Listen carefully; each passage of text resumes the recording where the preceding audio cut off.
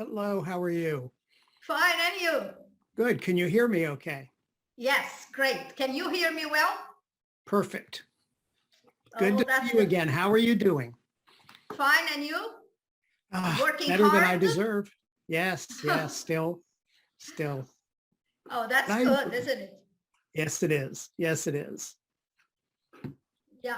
Well, I have to thank you very much for accepting the invitation for the interview. Oh, no. You have been our partner for a long, long time, right? I have, and it's been wonderful. It's always good to see you. Oh, that's great. That's great. Let me ask a question before we start the interview. We normally record the interview and then we upload to SEST's YouTube page. Mm-hmm. Okay. Is it okay for you? Yeah, that's fine. Great. Okay, well, let's start so we don't waste our time, okay? It's a great pleasure to have you with us, okay? Great pleasure to be here.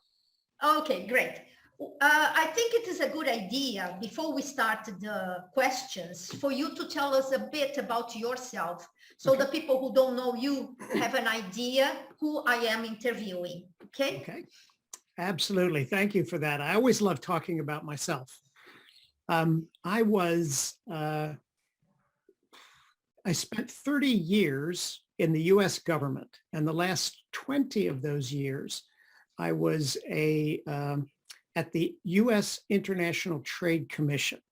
And that is a small agency that is responsible for a number of things, but importantly, it's responsible for providing technical expertise to the U.S. trade representative when the trade representative is negotiating trade agreements with other countries. Then, once the trade representative has negotiated an agreement, then that agreement gets analyzed by the International Trade Commission to do an economic analysis to see what the impact of that agreement would be on the American economy. That analysis is then given to Congress. And so we played a dual role of supporting the negotiators, but then analyzing the product that they produced. And I did that I worked at that job for about 20 years. I retired from there and began teaching. I first began teaching at Georgetown University, and I still teach at Georgetown University, where I am sitting right now, as a matter of fact. But then I also began teaching at the Middlebury Institute of International Studies and created a master's degree for them on international trade and economic diplomacy. And I also teach at the Middlebury Institute, International Trade and Economic Diplomacy. They are all set in Washington, D.C.? No. All these universities? No. Georgetown is in Washington, D.C. The Middlebury Institute is physically located in Monterey, California. So I spend part of my year in Monterey, California, and part of my year in Washington, D.C. Oh, okay. That's fantastic, isn't it? Traveling around the country. Well, the most fascinating thing is to find out what an amazingly different culture it is in California from Washington, D.C. It's like a different country. And I very much like being technically bi-coastal, but in many ways living in two different countries. Yeah. You were not in Brazil, right? For quite a time. Were you in Brazil? I have not. Have you been in Brazil recently? No, I did a course for Brazilians, but unfortunately, I wasn't able to go to Brasilia. I did it online. Oh, So it's been maybe 3 years or so since I've been to Brazil, sadly. Okay, well, maybe when the virus decides to, I don't know, right? Run its course. To leave us. Yes. Huh? Well, okay. it's going to run its course, and then we'll get together for sure. Looking forward to it. Undoubtedly, undoubtedly. But we are not going to go to Brasilia and walk in the rain, right? Not walking in the rain. Boy, that was fun. I have to say, that was fun. Okay, well, let me start with the serious questions. The first question is, how much foreign policies and trades changed with Biden's administration? Wow. In one way, it has changed a great deal. And in other ways, it has not changed very much yet at all. And the way it's changed a great deal is the tone and the way in which we think about and speak about trade. Because the previous administration used trade very aggressively, used trade tools aggressively, but mostly they spoke aggressively, even more aggressive than their actions. And it created a warlike sense in the trade policy community in Washington. And with Biden coming in and being so well established in the foreign policy community in Washington for so many years, in fact, he is almost an icon of conventional, traditional diplomacy for Washington, that everyone was able to take a breath and get back to thinking about the things we agree about and disagree about, but in more conventional terms. So in that way, he really has changed the tone of foreign policy discussions in Washington. But in terms of trade policy, not too much has changed yet, because he has not undone many of the things that Trump did. He has not redone some things that Trump did undo, like the TPP, the Trans-Pacific Partnership.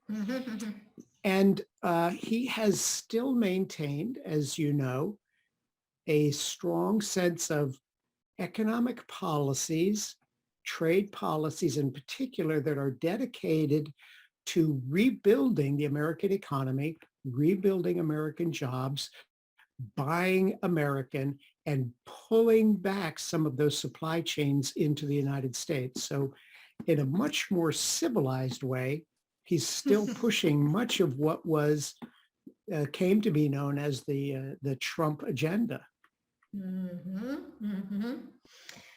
Well, let's see. My second question is, does the Republican Party still play a strong role in Biden's administration, or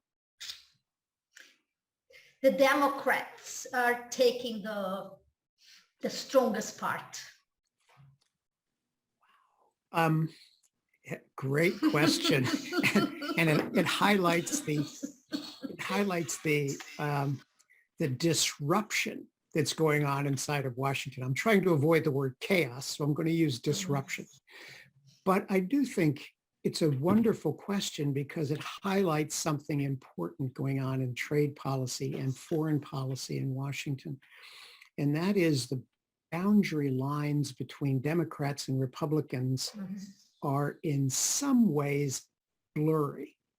And in such a partisan time in Washington, when the lines between Republicans and Democrats in some areas seem so strikingly drawn and so dark and clear, that in fact in trade and international economic policy, those lines aren't as clear. So the Republicans have in many ways evolved or mutated into a much more democratic position, because Donald Trump on trade policy sounded much more like Bernie Sanders than he did George W. Bush. So he evolved or pulled the Republican Party into a much more America first kind of position. And the Democrats have always taken that kind of position to protect workers, protect labor, Sure. watch too much in the way of imports. Everyone pushes exports, of course, because we're all mercantilists. But there was always a sense that we need to protect ourselves against too much importation. That was a Democratic position. Trump made it also a Republican position. And so while the tone is more civilized now under Biden, it is not a big change from what the Republicans under Trump were pushing to do. So it is clear that while the Republicans love to see Biden fail at anything, Yeah. it may be that there's more bipartisan feeling and possibly agreement on policies between Republicans and Democrats under Biden than maybe any other policy area. Now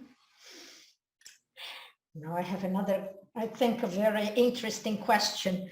How relevant is the U.S. commercial dialogue with Brazil and South America?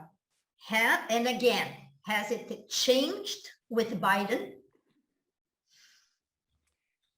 I think well, of course, the dialogue has always changed with Biden because he's just such a civilized, pleasant person, and a person with a long history of understanding the importance of our connection with all of our trading partners in the Western Hemisphere. I mean, he was there and part of the George H.W. Bush effort to create a free trade agreement of the Americas. And so he has always had a longstanding appreciation of the benefits of us working well with Latin America. I had this sense from the Trump administration that, one, they didn't understand it. Two, they didn't much care about it because they were so busy worrying laterally across the globe on the Northern Hemisphere and weren't paying attention enough to the Southern Hemisphere. And I think that, and I'm hopeful that Joe Biden will be more cognizant of that, pay more attention to it. In fact, I hope he pays more attention to it than he seems to have paid already, because this is something tremendously important. The opportunity to start building industrial platforms up and down the Western Hemisphere is critical. And we're seeing great success with Mexico. We're seeing great success with some of our trading partners, Costa Rica for one, Chile for another, Brazil for another. So I think there's phenomenal potential if we can take even more effort and build those relationships.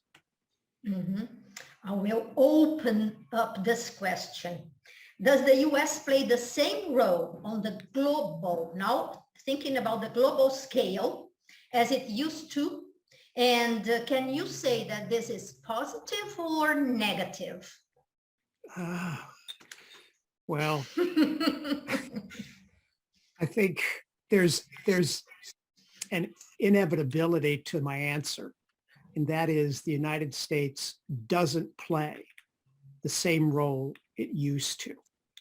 And I think that's all for the good, quite honestly, because coincidentally, just this morning, I was teaching this topic to my students here at Georgetown.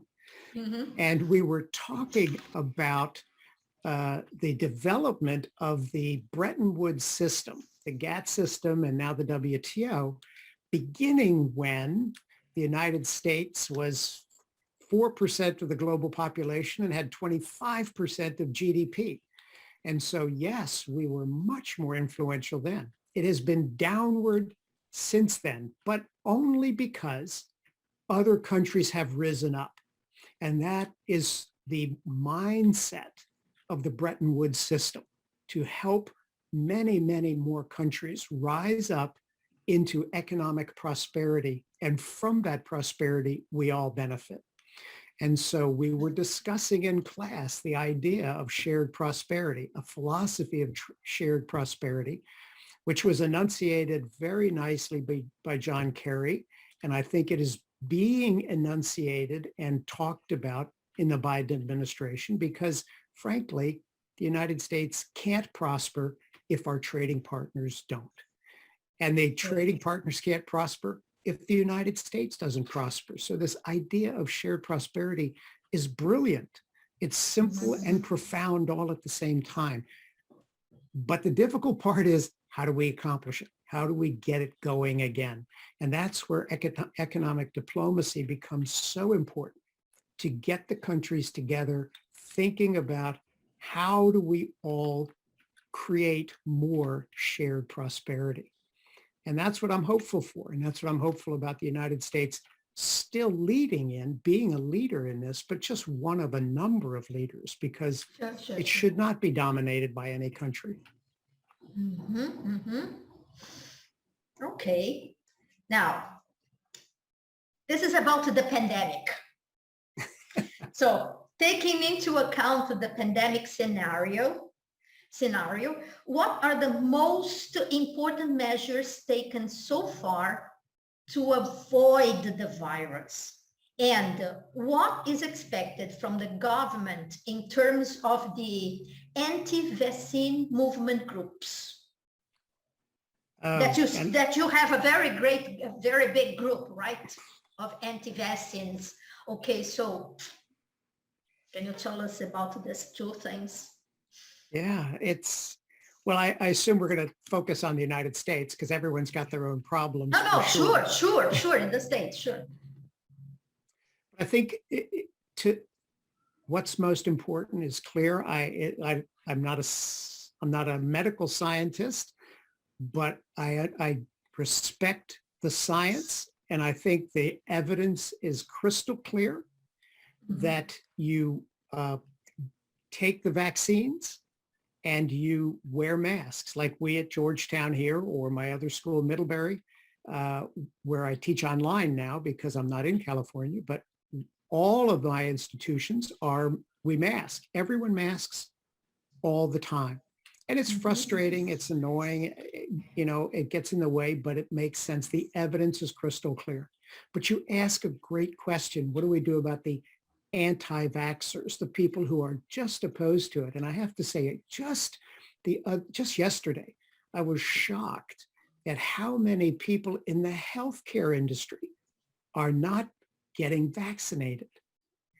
And for children, I can understand if you're concerned about your children getting it, and we're not really sure about what the impact is on younger children.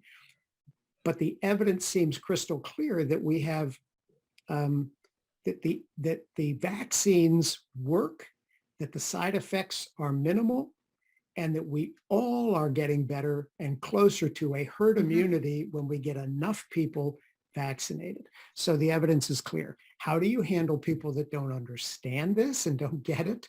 Well, that's an interesting problem. And as you might guess, we have a long history of people in the United States who are against vaccinations. And it's always been a very small group, often religious, sometimes with medical issues and problems, sometimes just purely philosophical, but it's always been a very small portion of the population. And hence, we have successfully developed a long history in the United States of vaccinations. One of my favorite examples is Florida, where there's a very heavy group of anti-vaxxers and a governor who wants to mandate that certain private parties, like companies, can't require their people to be vaccinated. Yet, to get into a public school in Florida, you have to have vaccinations on 12 different viruses or germ systems. So it highlights that these people who have been willing to get vaccinated against measles and smallpox and rubella now are saying, well, for COVID, we're not going to do it. So it's not so much the traditional anti-vax movement in the United States, which I said is long-standing but very small. It is instead now a much more cultural dynamic among people who are making and I'm going to say this, a tribal statement. We belong to a specific, special tribe of people who believe in certain things. And one of those things is we don't trust the government or even science. And so we're going to express our distrust and our anger at that by not getting the vaccine. To go to your question, what do you do about it? I think you just keep asking them, you keep encouraging them, you mandate where the science makes it clear, and you muddle through. You just try to wait until we finally get this virus under control through enough herd immunity that then we can all feel comfortable, even with the anti-vaxxers. And I suspect once we stop bothering them, they'll be happy to get the vaccine. Mm-hmm. Connected to this question, the US has lifted, this is a very important question, I think. The US has lifted the travel ban on Brazilian fully vaccinated travelers as of November, right? Right. I guess, as of November. In your opinion, to open the frontiers to tourism, increase the risk of spreading the virus or not? Even being vaccinated, even having the travelers being vaccinated before going to the States. So the question then is, did the United States do the right thing for the United States by allowing Brazilians to come in? Yeah, not only Brazilians. Let's open up the borders, yeah. Right? Brazilians, I remember, is of November. I don't remember if Europeans and Asians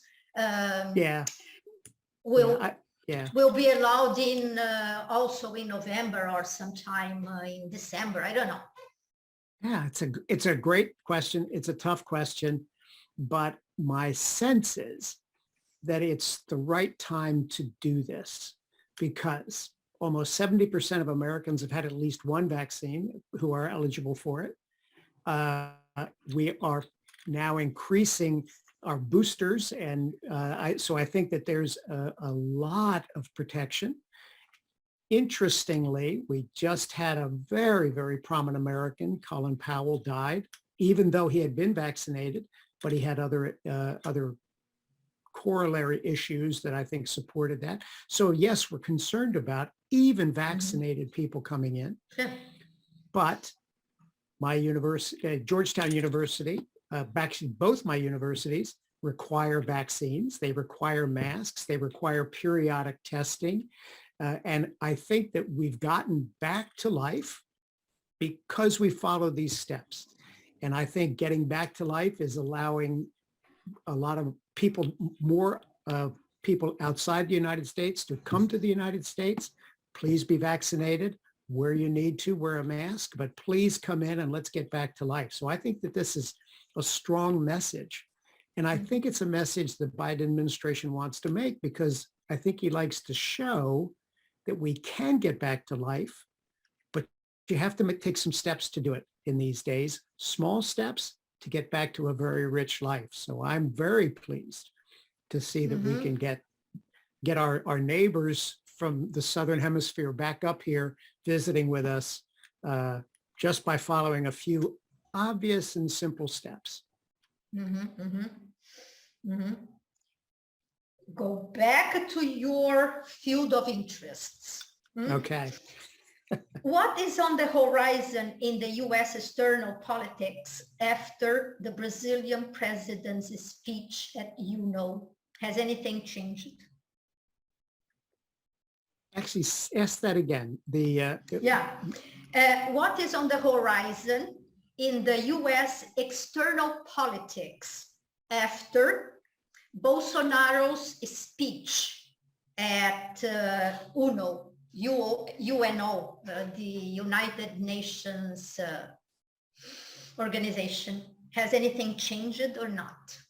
I have not yet noticed anything changing in Washington, to be honest with you.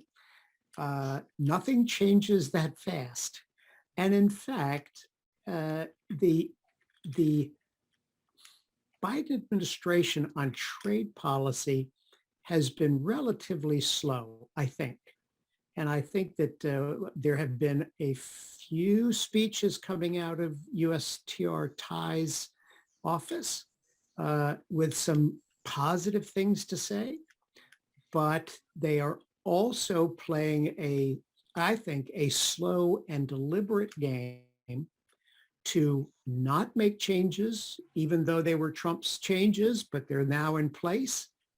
And I do think they offer some opportunity for the Biden administration now to have some leverage in negotiations. And I think they don't want to give that up.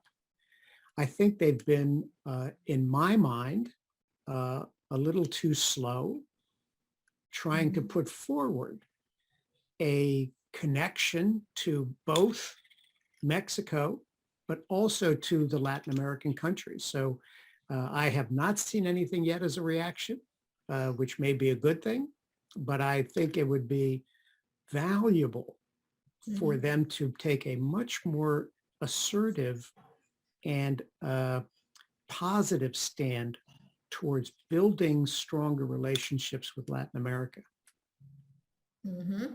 Okay.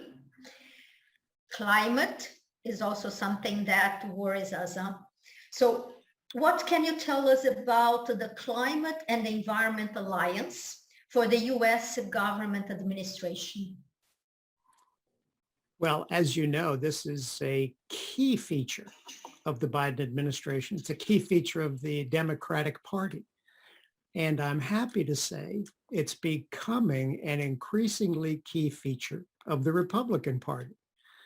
And while there is some elements of the Republican Party that seem to really reject the notion that there is climate change and certainly reject the notion that any of it's due to humans, it is good to see many more Republicans joining on board with the idea that there is climate change. The data is becoming quite clear.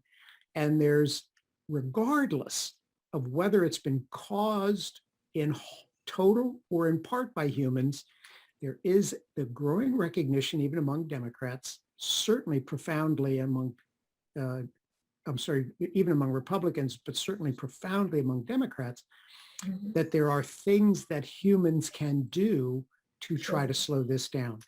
So I am excited about this. And I think that much of what the Biden administration at least is saying so far is to be supportive of the idea that climate change is going to be part of his overall economic policies, but including that his international economic policies as well.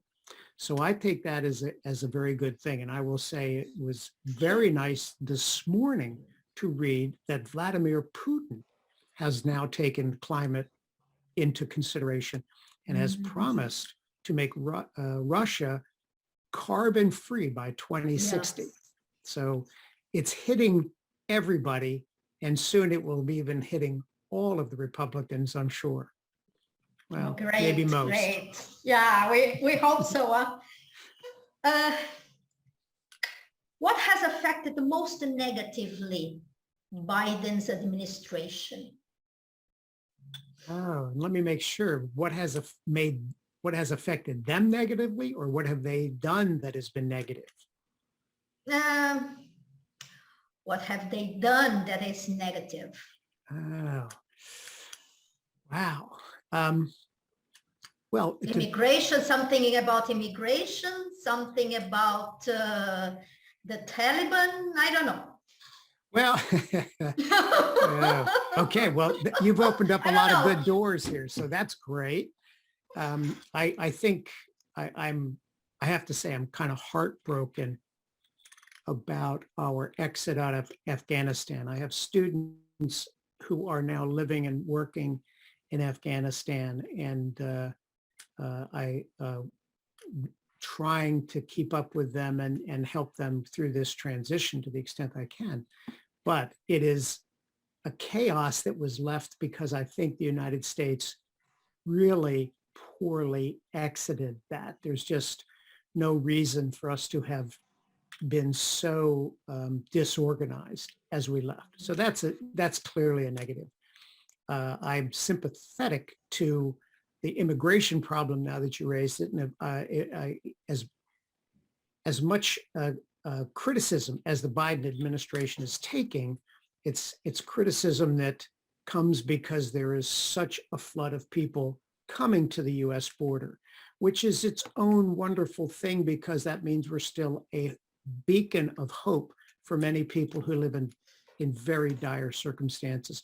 What I would like to see, and I guess I'll say it's a negative that the Biden administration hasn't done more yet, is to engage much more actively in the countries, particularly in Central America and that northern triangle where conditions are so bad that people are willing to walk through jungles and cross an entire unwelcoming country of Mexico just to get to the border and possibly get through.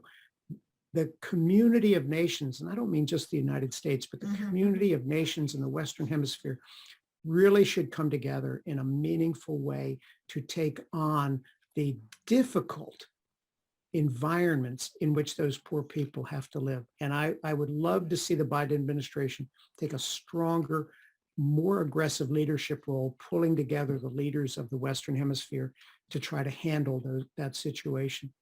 And then finally, I am disappointed that the administration did not as quickly try to rejoin TPP as Trump exited it, because I do think the Trans-Pacific Partnership and now the Comprehensive Progressive Trans-Pacific Partnership still is a very, very important agreement, both economically and geopolitically, for the United States to be a part of. And it was an embarrassing thing that we left. And it's sad that we haven't jumped back in much more aggressively. Okay, and my last question is very open, so you decide how to answer it. China versus the United States versus Brazil. What is to come? Wow. Wow. Well, if I had the answer to that question, Vera, I would be making a lot more money than I do now, for sure. Because in many ways, it's the big existential question. And how we handle three big, self-serving, sovereign economies and pull them together in a way that allows us to get back to the Bretton Woods mindset of working comfortably together, trusting each other so that we can build economic relationships and complex supply chains across those borders so that we can all rely on our trading partners to be there and to be solid and to be secure and to be open enough that our businesses can make a lot of money, because that's how we generate wealth.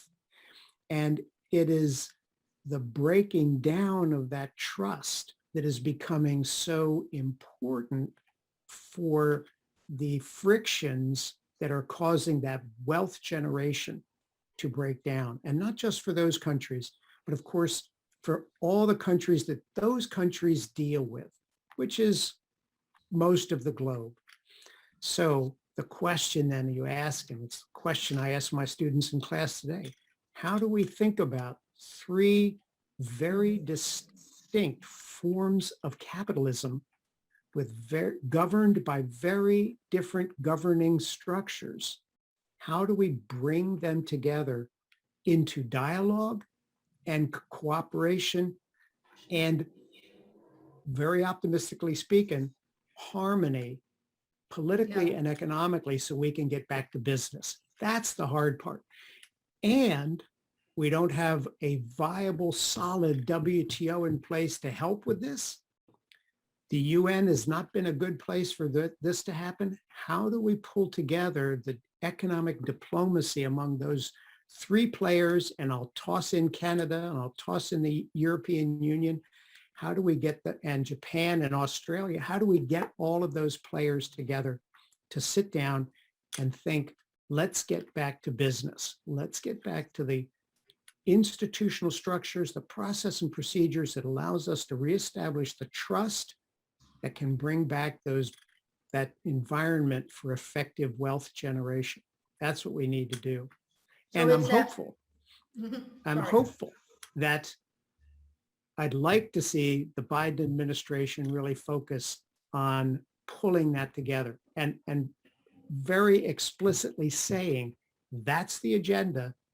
And now how do we pull the people together to make it happen? So it's a $1 million question, right? Answer to the question. Exactly right. Exactly right.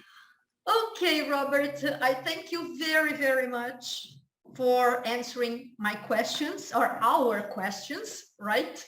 And I hope we have another opportunity to interview you again or to meet here in Brazil or in the States, who knows, huh? I'm looking forward to it. Thank you for letting me be part of it. And again, good luck and looking forward to seeing you again soon. Okay, thank you very much.